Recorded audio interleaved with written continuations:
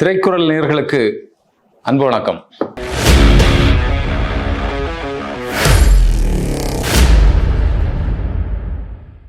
எக்கச்சக்கமான எதிர்பார்ப்பு, அந்த எதிர்பார்ப்போட தான் நேற்று தக் லைஃப் சினிமா போய் பார்த்தேன்.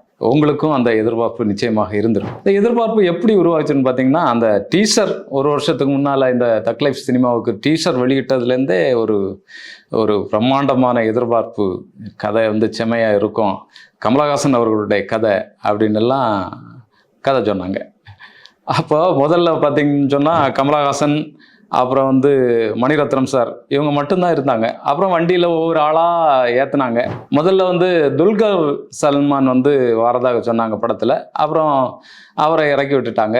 அப்புறம் சிம்பு, அசோக் செல்வன், ஜோஜு ஜார்ஜ், த்ரிஷா, இப்படி ஒவ்வொரு நபராக வந்துட்டு இருக்கும்போது நமக்கு அந்த திரைப்படம் சார்ந்த எதிர்பார்ப்பு கடுமையான எதிர்பார்ப்பாச்சு. அது வேற நம்ம கமலஹாசனுடைய ரசிகர்களுக்கு சொல்ல வேண்டாம். அந்த உணர்வுபூர்வமாக ஒரு விக்ரமை விட அடுத்த ஒரு லெவலில், அடுத்த ஒரு ரேஞ்சில், உலக தரத்தில் இப்படி ஒரு சினிமா வரப்போகுது அப்படிங்கிற மாதிரியான எதிர்பார்ப்பு எல்லார் மத்தியிலும் இருந்தது. எனக்கும் அந்த மாதிரியான எதிர்பார்ப்பு இருந்தது. அது வேற இவங்க தெருவா போய் இந்த ப்ரொமோஷன் வேலைகள்லாம் பண்ணாங்க. ப்ரொமோஷன் வேலைகள்லாம் பண்ணும்போதே அந்த எதிர்பார்ப்பு இன்னும் எகிருச்சு.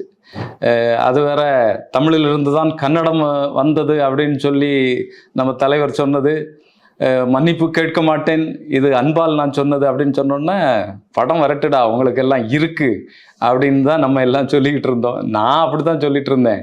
படம் ஓடும், படம் பிரமாதமாக ஓடும்போது அவங்கள மண்டிட்டுருவாங்க, பேசி தீர்த்துக்கலாம் சார் வாங்க அப்படின்னு சொல்லி வெளியிட்டுருவாங்க அப்படின்னு தான் நம்ம எல்லாம் சொல்லிட்டு இருந்தோம். அப்புறம் போய் படத்தை பார்த்தாச்சுன்னு சொன்னால், படத்தில் நமக்கு நிறைய கேள்விகள் படத்தில் எழுது. படத்தினுடைய கதை பார்த்தீங்கன்னா, ஃபஸ்ட்டு எடுத்த உடனேயே வில்லன்களுக்கும் நம்ம கமலஹாசன் அவர்களுக்கும் மிகப்பெரிய ஒரு சண்டை நடக்கு, துப்பாக்கி சூடு நடக்கு. அதில் நம்ம சிம்பு, சின்ன வயசு சிம்புனுடைய அப்பா கொல்லப்படுறாரு. அவர் ஒரு சாதாரண நபர், பேப்பர் போடுறவர், கொல்லப்படுறாரு. இந்த கமலஹாசனை காப்பாத்துறதுக்கு இந்த பையன் முக்கிய ஒரு காரணமாக இருக்கான். அந்த ஒரு நன்றி கடன்ல கமலஹாசன் நம்முடைய அமரன் எஸ்டிஆரை கூட்டிட்டு அவரு வளர்த்துறாரு. வளர்த்தி அவன் கொஞ்சம் பெரிய ஆளாகி இவர் கூடையே இருந்து இவருடைய கேங்ல அடுத்த தளபதி நீதான் அப்படின்னு சொல்லிட்டு இவர் ஜெயிலுக்கு எல்லாம் போறாரு. இந்த கேங்கினுடைய தலைவர் நீதான், நான் தான் ரங்கராய சக்திவேல் அப்படின்னு சொல்லக்கூடிய சீன் எல்லாம் நம்ம பார்த்திருப்போம். இது எங்கேயோ நமக்கு கனெக்ட் ஆகுது அப்படின்னு பார்த்தாச்சுன்னு சொன்னா, நீங்க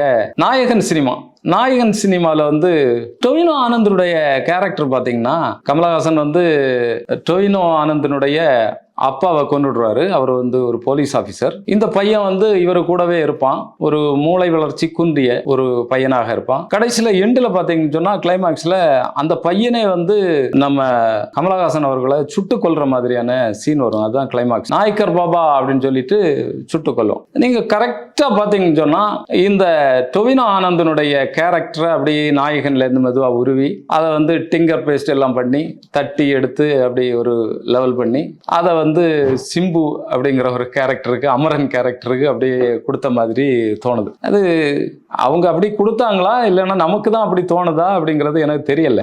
அப்படி தட்டி எடுத்து இது பண்ணி அவருக்கு பின்னால ஒரு கதையை உருவாக்கி, அந்த அமரனுடைய தங்கச்சி தொலைஞ்சு போறா, தங்கச்சியை தேடி கொடுக்கறது என்னுடைய பொறுப்பு அப்படின்னு சொல்லி தலைவர் கமலஹாசன் ஒவ்வொரு இடமா சுத்துறாரு. அந்த நடன கேப்ரே டான்ஸ் ஆடக்கூடிய இடம் எல்லாம் தலைவர் சுத்துறாரு. அங்க சுத்தக்கூடிய இடத்துல ஒரு பொண்ணை பாக்குறாரு. அதுதான் த்ரிஷாவை பார்த்த உடனே த்ரிஷாவை அங்கிருந்து காப்பாத்தி கொண்டு வர்றாரு. காப்பாத்தி கொண்டு அவரே வச்சுக்கிடுறாரு. சரி, அது இருக்கட்டும், அவரு மணிரத்னம் சொன்னது, வேற வழியில வச்சிருக்கிறாரு. அப்புறம் பாத்தீங்கன்னு சொன்னா, நமக்கு நாயகன் சினிமாவில் கடைசி கிளைமேக்ஸ்ல சுட்டு கொள்றது வரும்ல, அது இங்க பாதியிலே வருது. புரியுதா? பாதியிலே எங்க அப்பாவை நீங்க தானே கொன்னீங்க அப்படிங்கிற மாதிரி ஒரு சூழல்ல நம்முடைய அமரன் கமலஹாசனை தீர்த்து கட்டுறாப்புல. தீர்த்து கட்டுறது எங்கன்னு பாத்தீங்கன்னு சொன்னா, இமயமலை அடிவாரத்துல தீர்த்து கட்டுறாரு. அதுல ஒரு 5 பேரு இவருக்கு முன்னால நிக்கிறாங்க. நாசரு, பக்ஸு, அந்த கார் ஓட்டக்கூடிய டிரைவரு, அப்புறம் பின்னால சிம்பு வருவாரு. கரெக்டா நீங்க பாத்தீங்கன்னா, அபூர்வ சகோதரர்கள்ல கமலஹாசன் கமலஹாசனை தீர்த்து கட்டுறதுக்கு வரக்கூடிய அந்த அதே செட்டப்ல வந்து நின்று வந்து சுடுவாங்க. சுட்டதும் கமலஹாசன் வந்து ஒரு 700-800 அடி மலையிலேருந்து வந்து தலைவர் கீழே விழுறாரு. பனிமலையிலேருந்து கீழே விழுந்து உங்களுக்கு வந்து இப்படி விழுறாரு, அப்படி விழுறாரு, ஒவ்வொரு மரமா விழுந்து அப்படி வாராரு. இது வந்து உங்களுக்கு குணா படத்தை வந்து நினைவூட்டுது. இவர் மணிரத்னம் சார் வந்து புதுசா ஏன் வைக்கணும், பழைய திரைப்படங்கள்ல நல்ல நல்ல சீன் இருக்கே அதையே தூக்கி வச்சிருவோம் அப்படின்னு நினைச்சாரா என்னன்னு நமக்கு தெரியல. விழுறாரு, விழுந்து அப்படியே அந்த பனியில விழுந்து கிடக்குறாரு. விழுந்து கிடந்து அப்புறம் வந்து இறக்க மாட்டார். ஏற்கனவே குண்டு பட்டிருக்கும். ஏன்னா கதாநாயகன்ல டக்குன்னு வந்து சாகடிக்க முடியாது. அதனால வந்து அவரு அப்படியே கம்பெல்லாம் பிடிச்சிட்டு நடந்து போகும்போது பாத்தீங்கன்னா ஒரு பனி புயல் வந்து வருது. இவரை காப்பாத்துறதுக்காகவே ஒரு பனி புயல்ல வந்து மணிரத்னம் சார் வந்து ஏவி விடுறாரு. பனி புயல் வருது. பனி புயல் வந்து இவரை அடிச்சு கீழே கொண்டு வருது. கீழே கொண்டு வந்தா கரெக்டா வந்து அவரு தீய நெருப்பு எல்லாம் மூட்டி, நெருப்பு இந்த டீம்ல இருந்து யாராவது கொடுத்துருப்பாங்க, ஷூட்டிங் ஸ்பாட்ல இருந்து வந்து பத்த வச்சு யாராவது கொடுத்துருப்பாங்க. அந்த தீயெல்லாம் வச்சு இது பண்ணிட்டு அப்படியே கையை விட்டு குண்டை வந்து எடுக்கிறார். அவர் எவ்வளவு படம் நடிச்சிருப்பாரு, அவருக்கு எக்ஸ்பீரியன்ஸ் இருக்கும். அந்த வகையில வந்து அவர் வந்து அந்த குண்டை அப்படி கை வச்சே போட்டு அப்படி எடுக்கிறார். அது நல்லா தான் இருக்கு. நம்ம வந்து மனிதன் சினிமா வரும்போது வந்து இப்போ நானுமே கமலஹாசன் அவர்களுடைய தீவிர ரசிகராக இருந்த ஒரு நபர் தான். அவருடைய படம் வரும்போது அப்படி உணர்ச்சி பொங்க பார்க்கக்கூடிய ஒரு நபர். அவருடைய காட்சிகள் எல்லாம் வரும்போது நமக்கு புல்லரிக்கும். அப்படிப்பட்ட ஒரு நபர் தான். அந்த நேரம் வந்து மனிதன் சினிமாவில் வந்து ரஜினிகாந்த் பார்த்தீங்கன்னா அந்த அப்படியே பறந்து வந்து மேலே வந்து அந்த குண்டை எல்லாம் அப்படி பிடிச்சு எறிவார். அந்த வில்லனை பார்த்து எறிவார். வில்லன் அங்கேருந்து இது பண்ணும்போது தலைவர் இங்கேருந்து பிடிச்சு எறிவார். வில்லன்கள் எல்லாம் செத்து போவாங்க. நீ இப்படி சீன் எல்லாம் வச்சிருந்தாங்க. நம்ம ரொம்ப கிண்டல் பண்ணோம். அதுல பாத்தீங்கன்னா ரஜினிகாந்த் சார் வந்து கத்தி வச்சு அப்படி குத்தி அப்படி கிழிச்சு குண்டை எடுப்பாரு. சரி பரவாயில்ல, அந்த நேரம் நம்ம கிண்டல் பண்ணோம். இப்ப நம்ம தலைவரை வந்து விரல் வச்சு அப்படி குண்டை எடுத்திருக்கிறாரு. ஓகே. அப்புறம் வந்து அங்க வந்து புத்த பிக்குகள் அவங்க கையில வந்து இவர் வந்து சரணாகதி அடைகிறாரு. அப்புறம் வந்து அவங்க வந்து எப்படியும் எதிரிகளை வந்து பழி வாங்கணும்ல, அதுக்காக வந்து இவருக்கு வந்து குங்ஃபு எல்லாம் கற்றுக் கொடுக்குறாங்க. அவருடைய உடை எல்லாம் மாறுது. முடியெல்லாம் அங்கே வந்து பார்பர் ஷாப் இல்லாததுனால முடியெல்லாம் ரொம்ப வளர்த்து எடுத்துட்டு அப்படி ஒரு துறவி மாதிரியே வராரு. இப்போ கமலஹாசன் அவர்கள் வந்து சொல்றாங்க, ட்ரெயினில் வரும்போது அவர் சொல்றாரு, அவங்க இந்த வித்தைகள்லாம் எனக்கு கற்று தந்தாங்க. ஆனால் எனக்கு அந்த மதத்தின் மேல கடவுள் நம்பிக்கை இல்லாததுனால எனக்கு அதில் ஒன்றிக்க முடியல அப்படின்னு சொல்லி அவர் வந்து சொல்றாரு. ஒருவேளை வந்து இதுல வந்து கமலஹாசன் அவர்களுக்கு பதிலாக ரஜினிகாந்தை வச்சு இதுல நடிக்க வச்சிருந்தா ஒருவேளை வந்து அவரு அந்த புத்த பிக்குகள் சொல்லக்கூடிய ஆன்மீக வழிகளை கடைபிடிச்சு மறுபடியுமே மலைக்கு போயிருப்பாரு. அப்புறம் வந்து இங்க வந்து ஷிம்பு, த்ரிஷா இவங்களுக்கெல்லாம் கடவுள்னா என்ன தெரியுமா, அமைதினா என்ன தெரியுமா, அன்புனா என்ன தெரியுமான்னு சொல்லி போதிச்சு இவங்களெல்லாம் சரி பண்ணி எடுத்திருப்பாரு. இந்த படம் வந்து வேற ஒரு லெவல்ல வந்து போயிருக்கும். இவ்வளோ கஷ்டப்பட்டுட்டு இருக்க வேண்டிய தேவையில்லை. அப்புறம் பார்த்தீங்கன்னு சொன்னால் வழக்கம் போல கமலஹாசன் அவர்கள் வந்து அங்கேருந்து ட்ரெயினில் வராரு. ட்ரெயினில் வந்து ஒவ்வொருத்தராக பழி வாங்கக்கூடிய வேலைகள் வந்து ஆரம்பிக்குது. அதில் வந்து ஒரு ரயில்வே ஸ்டேஷன், ஒரு யார்டுன்னு சொல்லி சொல்கிறாங்க. அங்கே வந்து தலைவர் வந்து ஒரு 10 பேர் வருவாங்க. 10 பேரை வந்து தனியாக நின்று அடி தூள் கலப்புவார். ஆனால் அதில் ஆச்சரியம் என்னென்னா, அந்த ரயில்வே ஸ்டேஷனில் ஒரு போலீஸ் இல்லை, பயணிகள் யாரும் இல்லை. ஒரு ட்ரெயின் போகக்கூடிய ட்ரெயினில் தான் வந்து நம்ம ஜோஜு ஜார்ஜை, பாவம் ஜோஜு ஜார்ஜ், அவர் ரொம்ப கஷ்டப்பட்டு இந்த திரைப்படத்துக்காக வந்து நடித்தார். அவரே வந்து தூக்கி ட்ரெயினில் எரிஞ்சிருவார். அப்படிப்பட்ட சம்பவங்களை எல்லாம் வந்து கமலஹாசன் வந்து பண்ணுவார். அப்புறம் பார்த்தீங்கன்னு சொன்னால் இங்கே ஊரில் வந்து அமரனை எப்படியாவது அழிக்கணும், மாறி மாறி அமரன் எஸ்டிஆருக்கு வந்து இவரை அழிக்கணும் இப்படின்னு சொல்லி கதை வந்து போயிட்டுருக்கு. கதை போகும்போது நமக்கு இதில் எந்த காட்சி வருதுன்னா, இப்போ அங்கே ஒரு போலீஸ் வராரு, அசோக் செல்வன். அது ஏற்கனவே வந்து நாயகனில் வந்து நாசர் சார் பண்ண வந்து கேரக்டர் தான், அதே மாதிரியான ஒரு கேரக்டர் அப்படின்னு சொன்னாங்க. ஆனால் இந்த காட்சிகள் பார்த்தீங்கன்னா தளபதி சினிமாவில் நம்ம அரவிந்தசாமி வந்து சொல்லுவார், வில்லன்களே மாறி மாறி அடிச்சுட்டு சாகட்டும், ஒரு நாளில் நமக்கு விஷயம் தெரிஞ்சிடும், செத்து இதுக்கு ஒரு முடிவு வரட்டும் அப்படின்னு சொல்லி விட்டுருவாங்க. அதே மாதிரி இந்த படத்தில் வந்து அசோக் செல்வன் வந்து அங்கேயும் பேசுகிறாரு, இங்கேயும் பேசுகிறாரு. ஒரு 28 மணி நேரம், 18 மணி நேரம் டைம் கேட்குறாரு கமலஹாசன். அதுக்குள்ளே நான் எல்லாத்தையும் முடிச்சுட்டு நான் வந்து அப்ரூவராக மாறுறேன் அப்படின்னு சொல்லி தலைவர் சொல்கிறார். அதுக்கேற்ற மாதிரி இந்த மாதிரியான காட்சிகள் மாறி மாறி அழிக்கக்கூடிய இதெல்லாமே நடக்கு. இதில் வினோதம் என்னன்னா, இங்கேயுமே காயப்பட்டு இருக்கக்கூடிய கமலஹாசனை வந்து அசோக் செல்வனுடைய மனைவி, விவாகரத்து ஆன மனைவி. சரி, இவருக்கு ட்ரீட்மெண்ட் கொடுக்கணும்ல, அது வேற வந்து அதில் இன்னொரு சஸ்பென்ஸ் இருக்கு. அதனால வந்து அவருக்கு விட முடியாது. யாருக்கு? அசோக் செல்வனுக்கு வந்து மனைவி வந்து விட முடியாது டைவர்ஸ் ஆனாலும். ஏன்னா கடைசியில் வந்து இணைச்சி வைக்கணும்ல. யாரை தேடுறாரோ கமலஹாசன், அந்த நபர் தான் இந்த நபர். அதனால வந்து அந்த வீட்டிலேயே வந்து இவர் ட்ரீட்மெண்ட் எடுக்கிறாரு. அங்கேயுமே வில்லன்கள் வராங்க.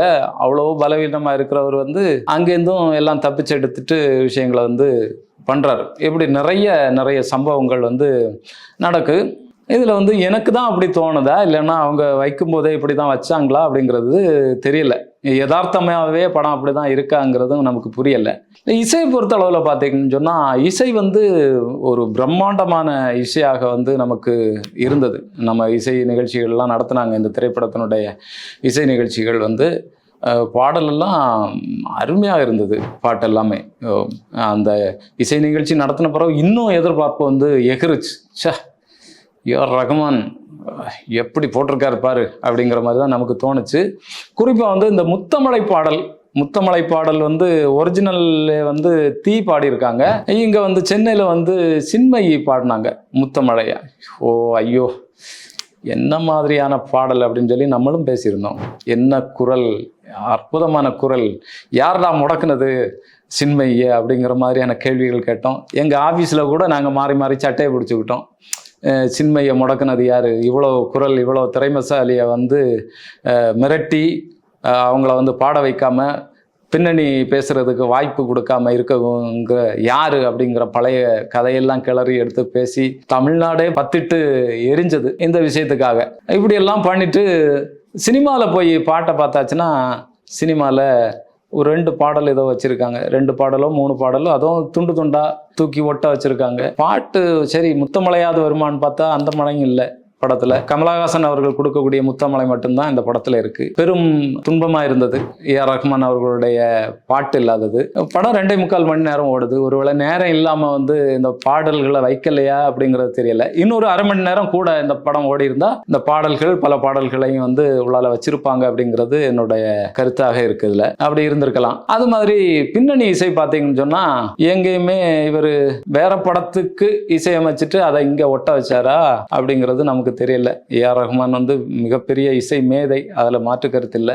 ஆனா என்னமோ நமக்கு லைக்க முடியல இசை. பழைய திரைப்படங்கள்ல நம்ம டிஆர் ராஜேந்திரன் அவர்களுடைய திரைப்படங்கள்ல அவரே மியூசிக் போடுவாரு. அந்த ஏன்னா ஃபைட் சீன் வரும்போது சில டைலாக்குகள் பேசுவாரு. பின்னணி இசை வந்து வேற மாதிரி இருக்கும். இப்படி எல்லாம் போடுவார் இசை. அந்த மாதிரி பார்த்தீங்கன்னு சொன்னால் இங்கே வந்து இசை போட்டிருக்காரு. நம்ம சின்ன வயசுல இந்த ஓடி விளையாடும் போது, சண்டை போடும்போது ஒரு மியூசிக் எல்லாம் இயல்பா போடுவோம்ல, அந்த மாதிரி மியூசிக் வந்து இங்க வந்து கமலஹாசனும் நம்ம சிம்புவும் சண்டை போடும்போது வந்து அந்த மாதிரியான மியூசிக் எல்லாம் வந்து போட்டிருக்காரு. கா கா கா கா ஜங் ஜங் ஜங் ஜங் இப்படி எல்லாம் போட்டிருக்காரு மியூசிக். அது என்ன இதுல போட்டாருன்னு நமக்கு ஒரு பிடியும் இல்லை. சரி, இது எனக்கு தான் தோணுதா, மற்றவங்களுக்கும் இப்படி தோணுதா என்ன எனக்கு தெரியல. ஆனாலும் அவங்களுடைய பார்வையில் வந்து இது பிரம்மாண்டமான ஒரு திரைப்படம், தமிழ் திரைப்படத்தை வந்து புரட்டி போடும் அப்படின்னு சொல்லி நம்மளுடைய உலகநாயகன் கமலஹாசன் அவர்கள் சொன்னார். அது எந்த வகையில் புரட்டி போடும் அப்படிங்கிறத அவர் வந்து சொல்லலை. நம்மளை தான் வந்து இந்த திரைப்படம் வந்து புரட்டி போட்டுட்டு இருக்கு. ஒருவேளை எனக்கு தான் அப்படி தோணுதா, உங்களுக்கும் அப்படி தோணுதா அப்படிங்கிறத நீங்கள் படத்தை பார்த்துட்டு கமெண்ட் பண்ணுங்க. இன்னும் சிறப்பான திரைப்படங்கள் வந்து நம்முடைய தலைவர் கமலஹாசன் அவர்கள் தொடர்ந்து செய்யட்டும். மகிழ்ச்சி, நன்றி. இன்னொரு வீடியோவில் வந்து நம்ம சந்திப்போம். வணக்கம்.